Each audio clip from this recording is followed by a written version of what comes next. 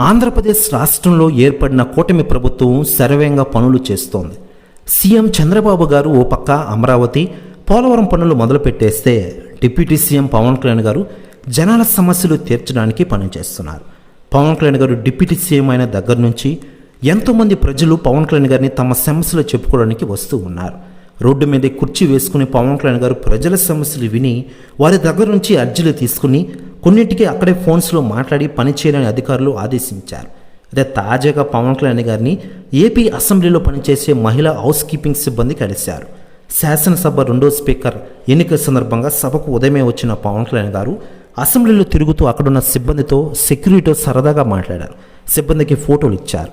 ఈ క్రమంలో శాసనసభ హౌస్ కీపింగ్ మహిళా సిబ్బంది పవన్ కళ్యాణ్ గారిని కలిసి తమ సమస్యలు చెప్పుకున్న విషయం మనకందరికీ తెలిసిందే. ప్రస్తుతం ఆ వీడియోలు నెట్టింట్లో తెగ వైరల్గా మారుతూ ఉన్నాయి. ఇక ఇదిలా ఉండగా పవన్ కళ్యాణ్ గారి చిరంజీవి గారింటికి తాజాగా వెళ్ళారట.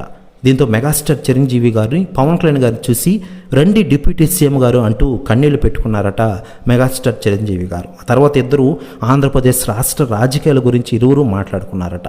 ప్రెస్ న్యూస్ కూడా తెగ వైరల్ అవుతోంది ఆంధ్రప్రదేశ్ రాష్ట్ర రాజకీయాల్లో.